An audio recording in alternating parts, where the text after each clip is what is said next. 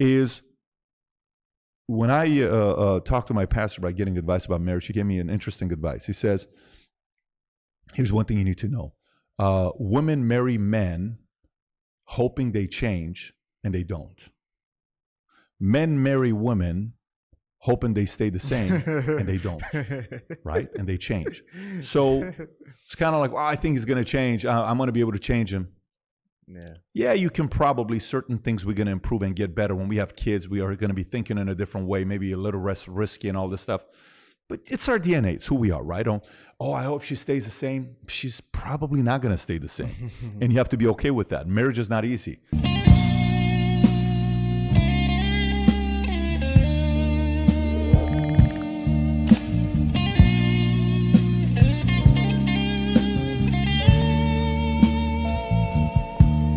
What it do, man? It's your boy 100, and we back in this.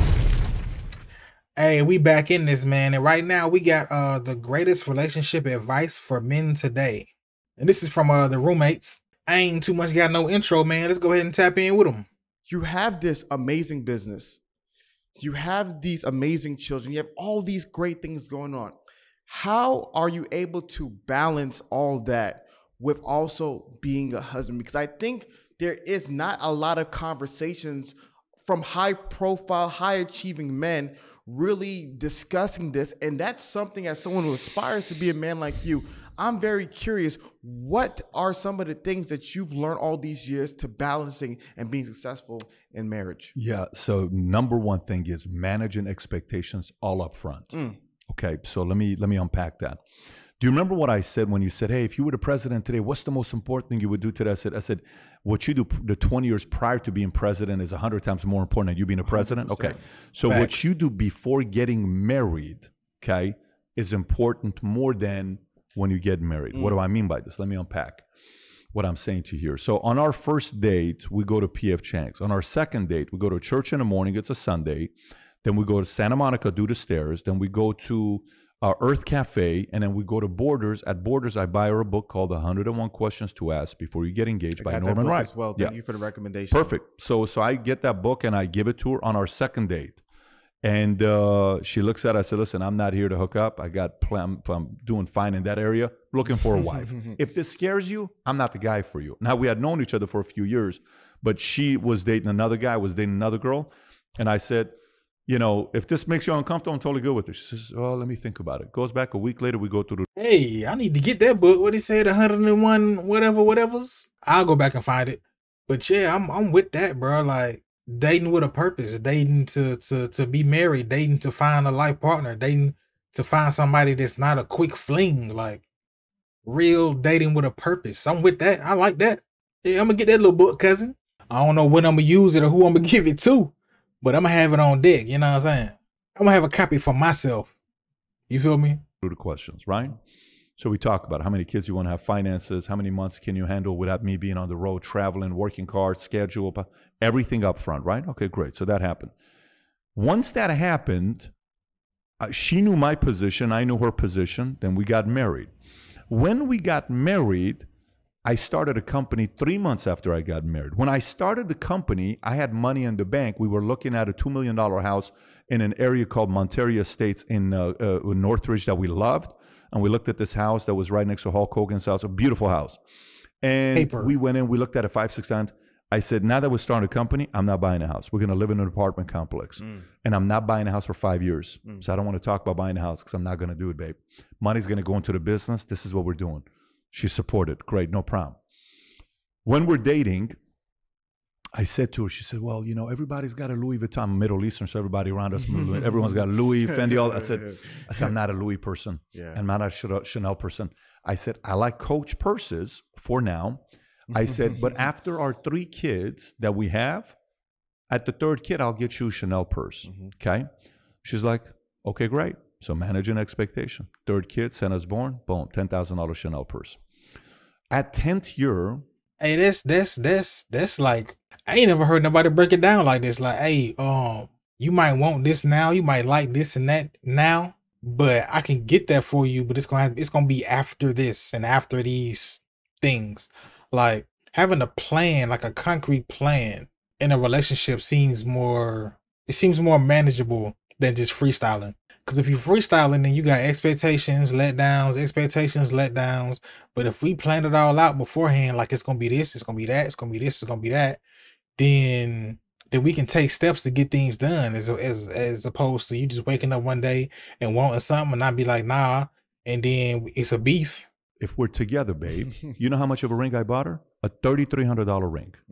I had money when I bought it, and I only bought her $300. She bought me a $200 ring. Yeah. $300 ring, okay? She said, what kind of a ring you want? I said, babe, I don't care what kind of ring it is. Just, by the way, she bought 2 of these because I lose these all. This is like the 4th one we got, okay? So she gets a $3,300 ring. And I said, at the 10th year, if we're still together, whatever you want a $50,000 ring, $30,000, I don't care. Whatever you want, I'm going to get it for you. We're married 10 years, we're celebrating. This was 2.5 years ago. I said, what ring you want to buy? She said, babe, I don't want a ring. Why?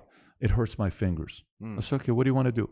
I'd much rather go to Monaco and we stay at the best hotel and we stay there for a week and first class and all this stuff. No problem. We go to Monaco, spend $60,000 on a trip. My man had a plan. My man about business. I'm messing with all this. I'm feeling all this. This the way, right? I seen on Twitter with this dude, I think after 5 years or after 10 years, like he kept upgrading his wife's ring. And I seen all the women like praising them and all this and that. And it's like, it makes sense. Like if we get married and you stay down, like you stay the course, why wouldn't you get rewarded? Like, so like a lot of people, they see marriage as like the finish line. And then after they get married, it's like, okay, mission complete. Mission not complete. Mission not complete. You just started a new mission. But yeah, he dropping some real knowledge. To her, that was more important than getting a ring. No problem. Then, hey, I'm going to get you this house. Now, I just bought a $20-some million house that we're staying. That's amazing, man. So thank you. But the point is, everything is managing expectations up front. Mm-hmm. If we don't manage expectations up front, if we don't do our part up front, you're going to constantly face challenges. Too often, people who get married manage expectations too late. It's too late. Nothing matters right now. There is no leverage right now. Like, what is the expectation right now? We're in too deep. Like, before we're talking about before we have kids, we got to manage all the expectation before we have kids. Right. We got to manage it before we buy a house. We got to manage it before we send them to private school. All of those conversations needs to be had early. We don't do that enough. What's worse than having kids with somebody and then realizing that y'all want to raise this kid completely different? The kid don't know what to do. Like, you want to raise the kid this way, the other person want to raise a kid a different way. It's like 2 different religions, 2 different diets, two different activities, 2 different lifestyles. Like, kid confused. And I feel like managing expectations you should do that with dating too. Like, if you just start talking with somebody, like, what do you want out of this? Like, what are we doing? Why are we talking? Why are we what do you want out of this relationship or this hookup? What do you want out of this? And both sides say what they want. And if one person don't agree, then you split. Don't waste time. Don't waste time. You can't get time back.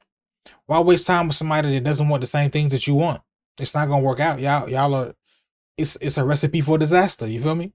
Every single person I've ever hired that didn't work out, a talent, an employee, anything, I'm 100% to blame because I didn't manage all the expectations up front. And I did it afterwards. And then I'm like, you wonder why this relationship didn't work out, Mr. Genius, is because you didn't manage expectations up front. Now, this doesn't mean I do it in every aspect of my life with my marriage. I don't. But you try to do it as much as possible. When you don't, it's problematic. Marriage is, by the way, the other thing about marriage I will say as well to you, final thoughts on this, and then I'll turn it back over to you, is when I talked to my pastor about getting advice about marriage, he gave me an interesting advice. He says, here's one thing you need to know. Women marry men hoping they change, and they don't. Men marry women hoping they stay the same, and they don't, right? And they change. So it's kind of like, well, I think he's going to change. I'm going to be able to change him. Yeah, you can probably, certain things we're going to improve and get better. When we have kids, we are going to be thinking in a different way, maybe a little less risky and all this stuff. But it's our DNA. It's who we are, right? I hope she stays the same. She's probably not going to stay the same. And you have to be okay with that. Marriage is not easy. But the one thing I said at our wedding, I said, everybody's asking us right now, how long we're going to be married? I said, I can guarantee you, I can say I've dated some women and they were a certain way when I met them and then they changed. Not even getting close to no marriage type nothing. Just in the like couple months, the first year of dating, like they changed, like their desires, their mindset, their like interests. And it's like, how can I manage that? How can I manage you changing into somebody else? Like, you're not the person I started off dating. This person here is somebody different now. It's like you were putting on an act in the beginning, and then after a while, you just like relaxed and let your true self be free. And I don't like your true self. Your true self is not who I wanted. So I would say, man, be truthful when you dating, man. Like when you meet somebody, be your authentic self. Don't put up your best. Don't put your interview face on. Like, this is not a job. This is somebody you finna like share your life with, possibly share children with. Like, it's supposed to be your life partner. Like, I'm not going in with no interview answers, no interview questions. I'm giving you the real raw facts, how I feel about everything. The more transparent you can be, man, it'll work out better in the end. Cause finding out somebody really wasn't like that 6 months later, 8 months later, or a year later, it's like, man, I just wasted a whole year of my life. We'll be married for 1 year minimum. I said, we're going to take it 1 year at a time. Yeah. You don't put those pressure on us. We're going to be married 1 year at a time. Every year we're like, you want to go 1 more year? Let's go 1 more year. 1 more year. We've been saying it for 13 years now, 12 and a half years, right? Because I think sometimes in marriage, when you create unnecessary expectations of walking on water, it's the same exact way when a father is too protective of the daughter. When she's finally free, she goes to college, gets drunk, and has 7 boyfriends in the first 2 weeks. It's the same thing you do into marriage. We can't be walking on water all the time. Yeah. The more it's walking on water, the more the other person wants to retaliate. The more there's expectation and a bit of flexibility, the more it's like, dude, I can do whatever I want to do, but I don't want to do it because we have mutual understanding. So I'd say managing expectations is probably one of the most important things you can do in your marriage. So let's say there's a guy right now, he did his best to manage expectations. He's a $70,000 guy. He starts a business with a friend, just, out of fun. Business takes off. Now he's a $7 million guy, and he's doing well. But before, his wife expected him to come home at 5. Now he's coming home at 10. They're having issues with time and him not being there, him missing baseball games and things like that. How would you advise a guy like that to manage expectations? Because he did communicate one thing at the beginning, and now things are drastically different. Well, no, I think when he starts a business, he's going to say, babe, I want to quit my job to start a business, and I'm going to have to work my ass off. Right. I feel like a lot of things are like, a lot of people can deal with things as long as it's like not a surprise. Like, don't surprise me with something. Like, give me like a chance to digest it. Give me like a realistic time frame. Give me give me a heads up that, hey, instead of me coming home at 5, I might be coming home at 10 or 11. You know what I'm saying? I might be pulling all nighters. I might be gone. I might gotta travel. I think a heads up will help somebody deal with any kind of change coming. You know what I'm saying? He says that, and he says 5 years later, I want to be able to spend more time, and you're not, you drop the ball on your commitment. That's where she's being disappointed. Facts. So there needs to be an understanding of, hey, is there a timeline to this? Or is this forever? What's the out? Are you trying to be a billionaire? Are you trying to be a million? Because you're trying to be a billionaire, I'm not up for it, because that's 40 years. It's 30 years. It's 20 years. I don't care about that. Who are you trying to be? I just want my husband. I miss my boyfriend. I miss my husband, right? Like that conversation back and forth. And unfortunately, let me say the other part. Sometimes you will come to crossroads, and this is the challenge. Years ago, 15 years ago, I went to a class by this author. They wrote this book called Crucial Conversation. They also have another book called Crucial Accountability. They're an LDS group out of Utah, do a fantastic job on how to have crucial conversations. So I went to a lot of their courses, like $1,500, $2,000. I highly recommend going to that. But I bring them to us. And you spend $10,000, $15,000, and they do a 2-day course for all your employees. And it's how to address conflicts together, right? I think husband and wife, one of the most valuable things you'll ever pay for is going to a conflict resolution course together for 2 days to know, how do we address conflict together? There needs to be a system on how for you to resolve. If you don't have a system, it becomes problematic. However, sometimes in a marriage, let's just say you're at a point that You're working out, you're taking care of your body, but your wife's letting her body go. Then what do you do? Before he break that down, I've been in relationships where it was like, you know, during conflict, we have an agreement like, okay, when you mad and I'm mad, we do this and we do that, or take a time out, or try to say it like this, try to explain it like this. Let the person know this, like like before there is an argument, you have a conversation of, if we have an argument or a disagreement, treat it this way so we can avoid negative feelings, so we can avoid hurt feelings, so we can avoid it exploding. You know what I'm saying? And it sound good to make them plans, but in the heat of the moment, sometimes you can't reach your person. You can't reach them. You trying, but they just don't. They just can't hear you. They forgot all about the plans y'all made. But the fire drill, you forgot all the fire drill plans. What do you do? You married her, she was 140. Now she's 280. She's 240. You didn't marry 240. Let's flip it. She married you, you were 180. Now you're 280. You drink beer every night. You're hanging out every night. You don't even have the energy to spend some time with your wife late at night. You're at a point that you guys are having sex once a month. You know how many people I talk to are having sex once every 2 months? Like, what are you even talking about? It's not even healthy for you. Yeah. It's good to have sex once or twice a week, minimum, when you're married. You have access to it. Take advantage of it.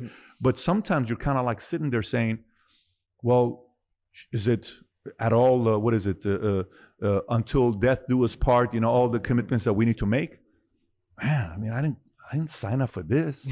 She's not putting, you know, what if all of a sudden you decide to not drop off the kids, or she doesn't want to drop off the kids, or she doesn't want to do homework with the kids, or you don't want to do anything with the kids. You don't want to, what if all of a sudden that happens? Did he sign up for that? Did she sign up for that? What are we supposed to do during that time? Are you supposed to sit there and say, well, that's kind of how this thing is. I got to be around for the rest of my life. I also don't agree with that. I also don't agree with that, because in a partnership, you and I start a company to get a 50-50, okay?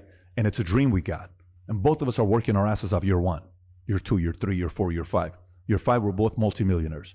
You take $1 million home, I take $1 million home of the profits that we make. You go spend a ton of money, you party, you don't get married, you got 5 girlfriends, you're having the time of your life. I get married, I settle down. You come to the office next day at 11 o'clock, I come to the office at 7:30. You're no longer paying the price. How long is that sustainable in business? How long is that sustainable? That's good. It's not sustainable. It's not. So there needs to be, babe, if this is a partnership, babe, I'm sorry. I don't think you signed up for this. I didn't sign up for this. You definitely didn't. We didn't sign up for this. So I had a video recently where I was talking about unconditional and conditional love, and I was talking about like a partner's love versus like a parent's love and the difference between it. And for some reason everybody thought I said you should date your parents or something. I don't know where they wires got crossed, but that ain't what I was talking about at all. But that kind of reminded me of what he was talking about, because it's like, how long are you supposed to just like watch your person drown? Like, we supposed to be a partnership. We supposed to be doing this life thing together, tag teaming life, you know what I'm saying? And like, you are dropping the ball, cousin. And I can't let you drag me down. Like, I can stick by and try to help you out of it and try to help you improve. But if you just don't want it, like, what can I do? What can I do if you're sabotaging your life and we're partners, so my life is also being sabotaged? How long am I supposed to hold on while you're sinking? At a certain point, I gotta save myself. there needs to be that conversation to confront and address it before it's too late. So sometimes we think that marriage is like, no, man, that's what scares men to get married, that there's not an out, that you're handcuffed with shackles. I'm sorry, we got to kind of do our part. Now, the divorce laws. There's a health matter that happens, health issue that matters. That's a completely different conversation. I'm not talking about like, hey, you bailed on her when she was going through this, or you bailed on him when he was going through this. This is health. It's a very different story. I was talking to a husband and wife that were married, and the husband says, when we were in our 20s, what mattered to me the most was my wife being hot and beautiful and us having sex every night. In our 30s, when we had kids, what mattered to me most is, we were having some time together, but at the same time, our kids doing good in school, and we'd go, that's our kid. In our 40s, we had a nice house and a nice car and all this other stuff. In our 50s, we started having different problems in our marriage. In our 60s, I couldn't get it up anymore. Christian pastors talking like this. So we'd have sex, but I'm limp. Is that fair to my wife? Just think about it for a Yeah. second. Too many You're young, cold so you're not cuts. experiencing that. We're not Yeah. experiencing Yeah. that. But is it fair Stop to her? eating them cold cuts. The real question, is it fair if you're married to your wife and you can't get it up? How long is it okay for her to go through with that? 1 week? 2 weeks? Also, she should not have sex anymore? Isn't that a God-given gift that was given to us? So she had the conversation with him and said, hey, babe, I want to have sex with you. It's been 6 months. I know it's an embarrassing, touching subject.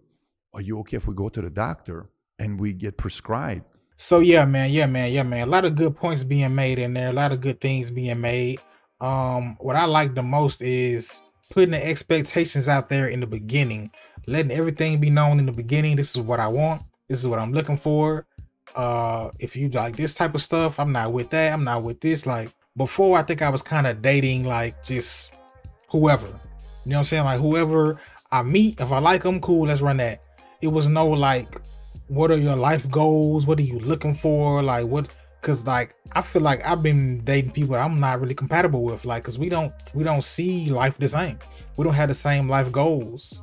We don't have the same dreams and aspirations. We don't have the same principles. We don't have the same drive. Like I need somebody to be here with me on not everything, but a lot. And I feel like if we set these boundaries and these expectations throughout the relationship, or if it goes to marriage and throughout the marriage, I need to uphold my end of the expectations, and you do as well. You know what I'm saying? If there were no expectations at all, then it's like I can be mad about something, but like you never said you was gonna stay in shape. You never said you was gonna handle money well. You never said you was gonna be faithful. I don't know. I just do something random in there. But yeah, man, if there's no expectations, then it's like there's no game plan. Like going into the game with a game plan is way better than just, oh, we're just gonna react to what happens. Like, nah, be proactive. Like have a plan before stuff happens. So I'm messing with that. I like what he was talking about. He was dropping some knowledge, you know what I'm saying? But let me know how you feel about this in the comments, man. Did you gain anything from what he was saying? Do you mess with the having the plans going in and having and managing expectations? Do you mess with that game plan right there? Have you been dating somebody and then all of a sudden they just were somebody else out of nowhere? Do you feel like you can do all of these things and it still go left? Of course it can. Of course it can. But I feel like this is a whole lot better than nothing. But anyway, man, as always, you know, clothes for sale in the description. Link to the gear I use to make these videos down in the description. We're getting closer and closer to 3K subs. We at 27 something right now. We going up. So if you're watching, you like the content, you learn something, you know what I'm saying, made you think about something and you ain't subbed, tap in with your man, you know what I mean? But yeah, man, appreciate the love and I'll see y'all in the next one.